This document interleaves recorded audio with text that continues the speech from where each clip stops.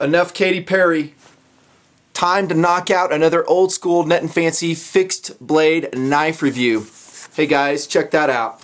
That is a Cutlery Shoppe Gryphon M-10, making short work of my stabbing media that I taped together just for testing this blade.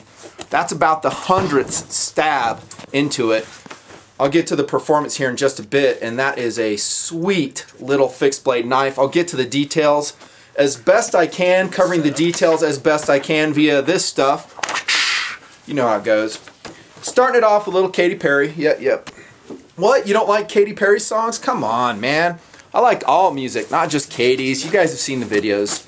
Hard, driving rock. I like a little bit of country, mellow music. I like it all. Check that out. Sweet! Gryphon M-10 by Cutlery Shoppe. Let's kick it. If you guys have been watching the run and gun videos, you may have noticed on my LBE this knife.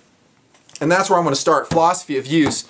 I think it's pretty much an ideal small fixed blade defensive knife for LBE. Let me show you that rig. I'll get to the holster, not the holster, but the sheath and everything here in just a second.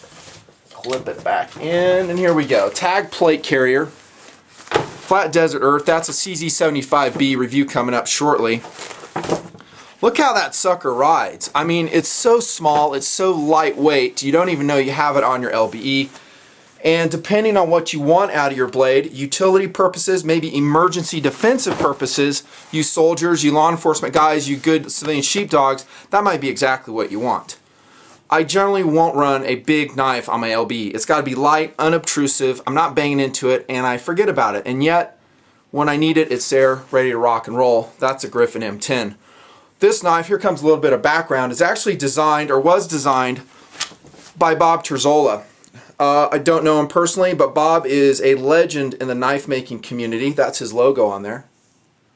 He showed the design to Jeff from Cutlery Shoppe. First off, in wood. Jeff immediately loved it.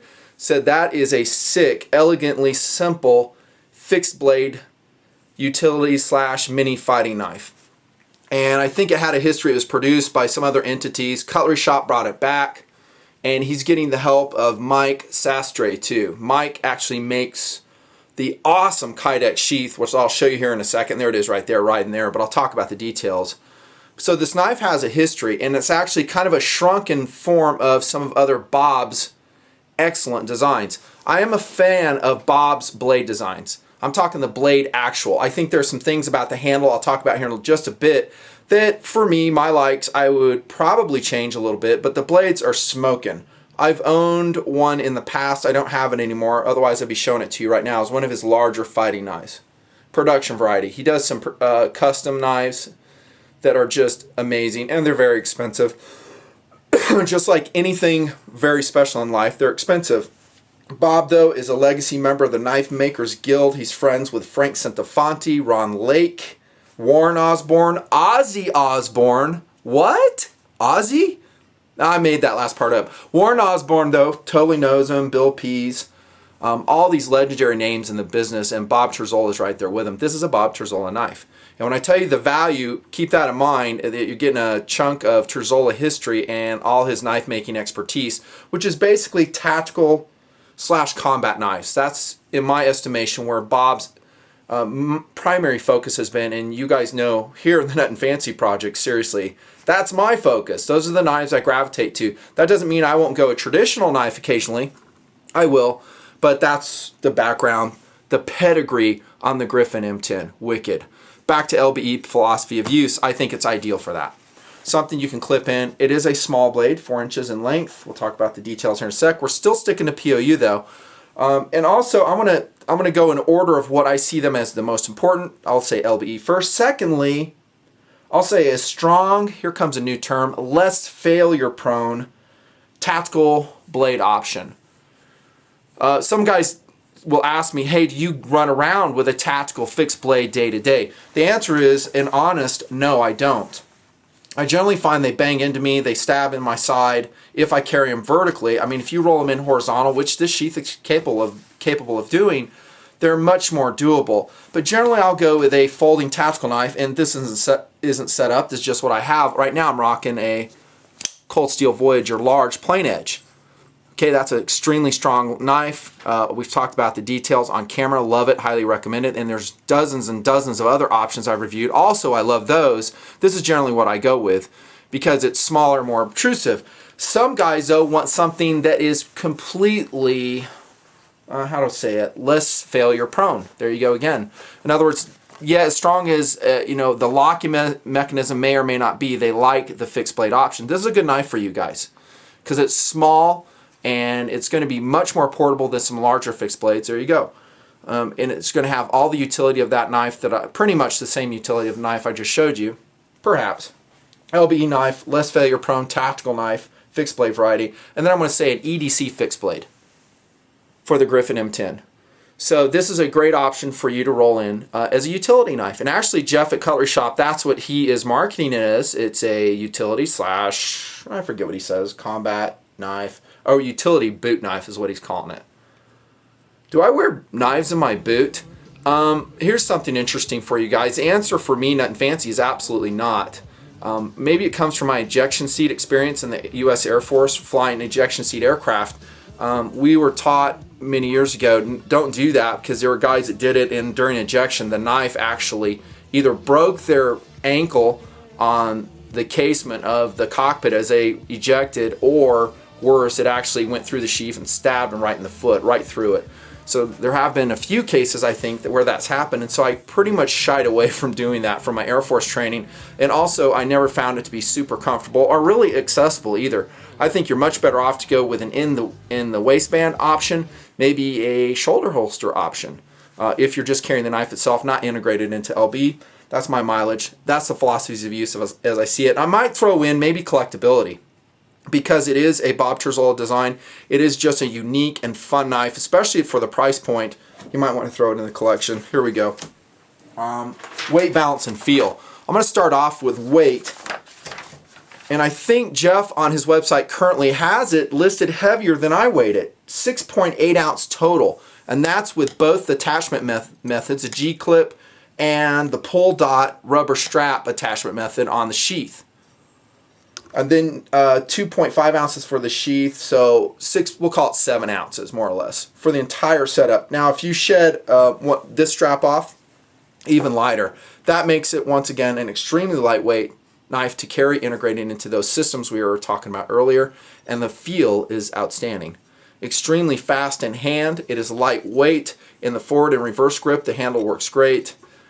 Just a sweet, sweet little fixed blade, and that's what it is. Getting back to POU, perhaps, don't expect it to perform like a large blade. Specifically a large fixed blade. Some guys sometimes get confused with that. They will expect a knife like this to hack well. It won't. They'll expect it to chop well. It won't. This is primarily, in my estimation, a piercing blade. That's why I opened up the review like I did with some Katy Perry. By the way, Katy, if you watch this video, I know you never will, but come out and shoot with a Nutnfancy project. Boom! There it is. Invite to Katy Perry to come run and gun with a Nutnfancy project. Yeah, like that will ever happen. Balance and feel is excellent. Weight is excellent. As I end the video, I'm going to show you some competitive options. I always try to do that. Not always. I usually do that. And we'll throw some other things up against it that are also smaller fixed blade options that you might want to consider. I like keeping it real. Blade design and steel. It's a piercing blade. It's a spearpoint blade, hollow ground. Okay, hollow ground. And an unsharpened swedge on the top. Again, this has a lot of work on it in stabbing tests, as you can see. This is DLC coated, by the way. You can see there's not that much wear on it after all my testing here in TMP. I'm not going to tell you it won't wear off. It probably will, but it's tougher than some other Teflon finishes I've seen, kind of like the cold steel variety, which pretty much peel off immediately as soon as they're met with any type of serious use. That's VG10 steel, guys. Oh, how I love VG10. Now, if we go back in the history of Gryphon M-10, it was initially made in ATS 34, and Jeff gave me the rundown on this and talking with him at Cutlery Shoppe. Then it went to AUS 8A, or 8A steel, and then they really wanted to transition into VG10 on recommendation from Mr. Sal Glesser, our friend at Spyderco. Love Sal, love his knives. We'll talk to him some more at TMP. Excuse me, get a drink. He said that transition to turn this into a VG10 blade was really difficult because they had to basically find a completely different manufacturer. They finally did it. Voila, you're looking at the M10 in one of my most preferred mid to higher quality steels, the VG10. In my stabbing tests and in cutting tests against what I think is a very difficult media, that cardboard, that VG10 did quite well. Now, on my tabletop reviews, you guys know that I don't blow smoke at you. I'm not acting like a knife is more than it is. If it sucks, I'll tell you. If it's good, I'll tell you. Where did that target go? I had a target here I wanted to show you. Here we go. It's like a... Do you guys care if I cut this up? This is from the Brass Stacker Mosin mount review. I'm just going to cut a little thing off here because I did do a paper test after this and I was like, well, I wonder if there's any edge left after all that cutting. And let me tell you, I didn't cut for like hours with this. I did about 20 minutes of hard cutting. You'll see it in inset or somewhere in the video. Let's check it. Whoa. Okay. A little bit of rippage there. A lot of rippage there. But there's actually an edge there. That's what I'm trying to demonstrate for you. You guys are probably saying, don't cut that target up. Actually, it's going to be even more special. It's a 2-for-1 target. Gun review and a knife review. Check that. Now I'm sliding the blade to get an accelerated cut out of it. But I think that's rather remarkable after stabbing the way I did 100 or so times, that there's an edge at all. Once again, I love VG10. VG10 is easy to sharpen. It has a very fine grain. Hails from Japan. Very rust resistant in all my backpacking adventures I have found. I just love VG10. Great choice, Jeff, in doing that. The VG10 option. Just beautiful. The blade design has some belly on it for utility tasks. I think it would be adequate. It's got a strong tip, as I've shown you on camera. It's done quite well in the cutting tests. I haven't seen any deformation, any bending. Can you break this knife? Absolutely. You're going to have to kind of work at it though, because it is a full-tanged blade on the Gryphon M-10. Okay, isn't that cool looking? I love his logo too, Bob's logo there, the Oriental Dragon. It's just sick. He's from Antigua, Guatemala, by the way. Multilingual, Mr. Bob Terzuola. Yo también. VG10, that's just awesome. Okay, excellent. Blade, we talked about, handle guard. This is a smaller fixed blade. I think it trends towards defensive knife use. In other words, defending your life with it. So it has a double guard on the handle. It's not pronounced, however, and nor do I think it should be. Otherwise, it would look pretty goofy. Can't remember which knife it is, but there have been some fixed blade options I've seen that I'm like, that looked very practical, but it just doesn't look proportional to the blade. This one is. Don't expect it to be, huge. I think it could protect you in a forward thrust if you're holding tightly, but it's not, excuse me, overly pronounced. Now, I told you there's some things I would probably change about some Bob fixed blades. This is one of them. They always have the squared shoulders. I shouldn't say always, the ones I've seen. And I generally don't like that. I don't care where it comes from. The squared shoulders here, just in extended cutting, if you were to ever do that with a Gryphon M-10, just a little bit uncomfortable. In the realistic POU this knife will see, probably not a factor. You're not going to be holding it long enough. It's basically an emergency knife. I would reach for something else if I'm bushcrafting, doing something like that. Great traction on the Zytel handle on the sides. Little bit of pretty much cosmetic jimping on the ramp there. Oh, we got some real life, honest to goodness jimping. Topside. I'm not sure why they didn't extend it all the way back. I would in future runs there, Jeff. I would bring that all the way back and I would sharpen it up even more. It's not bad as it is. It gives some purchase, but not a ton. Not too much. How about FFG? Nutnfancy always loved the full flat grind blades. I do. I might be a little bit more excited about this if it was a traditional Bowie knife with a clip blade. I know, I just sound like a broken record. I love the design. I think they're every bit as functional as this, but again, in the stabbing protocol, this one pretty much rocks. That's the handle. By the way, there's a lanyard hole for you there. And my hands are large. I wear large glove size. You can see how much extends past the fat of my hand there. Could you use it for non-lethal impacts? Absolutely, you could. Nice little fast knife. It's really a fast knife. Here we go. The sheath. I have two examples. One is already tied into LBE. Here's the sheath. This is in a pristine, unblemished model. Look at that. Awesome. This sheath is a freaking home run. Love the sheath. This is a sheath again by Mike Sastre. Hope I'm saying your name right. I think I am. And he has that company, River City Sheaths, which, by the way, like all custom and high-quality Kydex places I have found, is tremendously back-ordered. It just takes time to make this stuff. This is made out of ConcealX .090 in width. It is phenomenal. It fits the knife just to perfection. Speaking of which, each individual knife is fitted by Mike's crew. Did you hear that? So here's a production blade. Each sheath is fitted to it, and actually might have these two knives swapped out for sheaths. So when you get yours, you're getting a production blade, hand-fitted, basically Kydex sheath. Dig? That's pretty cool. Here's how it attaches. I have this one set up for G-Clip. I think some people call it a J-Clip. And I think Sastre designed that and for Spyderco. That's the same one we've seen on Spyderco blades before. It's great. It really holds tight. This is how I have been carrying this knife in that orientation vertically. It does stab a little bit on my sides. Your mileage may vary. And there's all kinds of actually applications of the sheath, which Mike and crew advocate. Mike is a student of James Keating, and James Keating is of Combat Technologies, something like that, and they have a quick draw method or something like that. Again, I'm not the expert on this, but there's some really interesting and fast ways to get the knife into action. You might want to look them up, check them out. I'm not the one to teach you those because I'm not expert in those by any means. That's how you can carry the blade. Also, I had it right here. Here we go. I think they call this the pull dot. That's a rubber strap, and you can actually fit it like here. I have both of them here. I have the pull dot, as you can see on this LBE. It's woven through a molly strap, right? Then I have the G-Clip. Actually, it's kind of functioning. It's tied with 550 cord through a molly clip, and that wasn't like anything special. I mean, I just ripped that on right before a running gun. I was like, I need to see how this thing runs, if it gets in the way. And I just tied it on real quick. I could probably do a better job, but I'll tell you this, after like 3 outings, really tearing it up, it sits in there. And this knife really locks into that ConcealX sheath and does not fall out.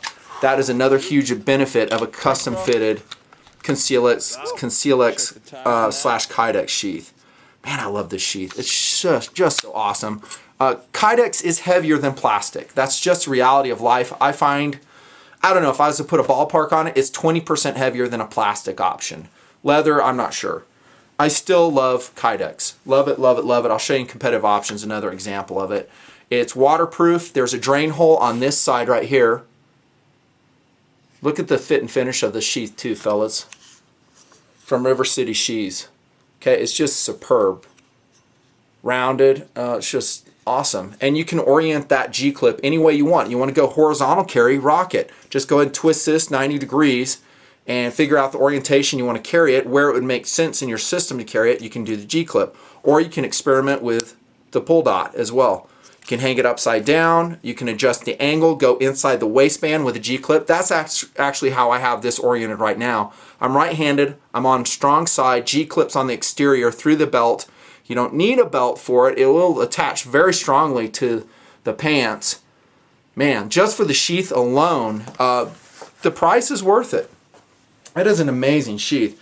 Inside the waistband carry on the belt, and as you can see, LBE right in front of you. There you go, that's a sheath. I probably forgot some stuff, but it's really awesome. By the way, no blade wear noted in and out of the sheath. Some of these sheaths, you put them in and out and you get scuff marks. I didn't see any of that, as noted by this one right here. See? Excellent. Better do this off camera so I don't stab myself. Here we go, competitive options. Keeping it real. You guys know I try to do that. I gotta get into value first, so I'm gonna slam that out. $125 for the Gryphon M-10. Is it worth it, Nutnfancy? I will say absolutely it's worth it when you consider that a lot of the folding knives I review on the table are around that price point, sometimes even more. A Spyderco Police G10, $133. I just saw it tonight, and that's a great price on that knife. Great value on that knife. This one's less. Okay, competitive options though. Let's keep it real. Here comes a SOG Northwest Ranger. totally reviewed. Love the SOG Northwest Ranger. Let's pull it out, do a size comparison between the two blades. By the way, you guys might find this interesting. The black SOG Northwest Ranger I reviewed a few months ago is deployed with inadvertent smell in Afghanistan right now. Yep, I thought you'd like that. I said, dude, you need a good LB knife? Take it. He's got it. I said, if you know, he's like, well, I don't know, man. Guys will try to steal it. I'm like, just try to bring it back. If it doesn't come back, whatever. He needs a good blade, so there you have it.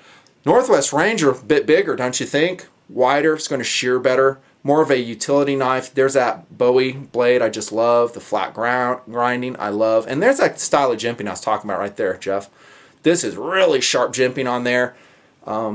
It's better than the M10. I'm just saying. By the way, the blade thickness on, I think I have it written down somewhere, on this one is 3/16 on the Gryphon M-10. There you go. 4-inch blade, VG10 hologram. This one's heavier though. The Northwest Ranger is 9.8 ounces, and then it's $51 more or less if you get it for a good price depending on your coating. And then if you go with a really high quality sheath, this one is from Red Hill Sheaths in Poinint, Nevada. They also are extremely backlogged. So if you put an order in, be prepared to wait. It's a little bit heavy. It did add weight to the knife, and it added a lot of cost, just like they all will. Usually a Kydex sheath will run you around 90 bucks or so. But man, is that a sick setup or what? Overall, though, the weight is much more than this. 3 ounces. There's one. How about this one? Out of left field, here comes a Cold Steel Kobun. 6.8 ounces. It's identical in weight. This is in 420 steel. Now, actually I think it is. This might be an AUS 8 version. I have several old ones. This is a fast Tanto hologram blade. Very light and thin. Reviewed like in 2008. Love this knife. Love it, love it, love it. Love the sheath. There's a plastic sheath. This is what I was telling you about. If we were to weigh plastic against Kydex, Conceal-X, granted these are two different designs, but the point remains, this is always going to be lighter than this. So soldiers, I'm basically talking to my soldier audience. I mean, keep that in mind. For a small knife like this, not that big of a deal. You're talking an ounce or so. This is a sweet knife. Price point around $45. Longer blade, if we compare it there. Sheath isn't as special though, I'll tell you that. There's no way. That sheath is just special. Here's a weird one. How about the A.G. Russell? I haven't showed you guys this. I just went down the store and said, let me pull some knives out. Here you go, A.G. Russell. I think this is the deer knife. Deer skinner knife. Flat ground, VG10 steel. Exactly the same steel. It'll do just as good in penetration tests. That's a very hard Zytel handle. Good checkering, very light and thin. The weight on that I don't have written down. But I bet you it's about 2 ounces lighter. This thing weighs like nothing. The sheath, although it's cool, it snaps in and stuff, does not have the versatility of that one. It just doesn't. There you go, a few competitive options. And I showed you, oh no, there's one more I want to show you. You've seen this on the LBE. It's going to come out in a separate review. SOG Field Pup at 8.8 ounces. There you go. That's a MOLLE compatible sheath on there too. I really like it. Okay, and the price on the Field Pup around $50.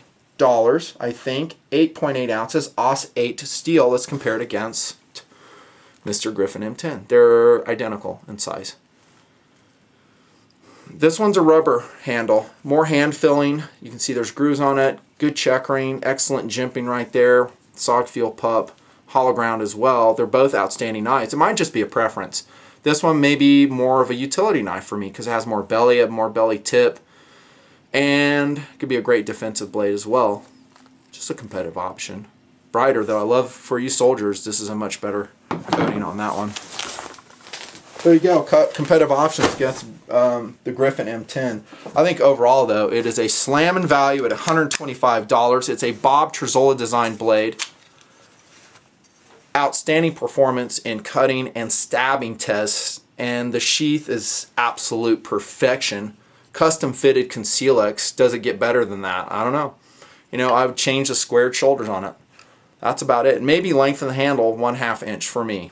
That's just, I don't know, my mileage. It is an awesome, awesome blade. Thanks guys. That's a Nutnfancy review. Out.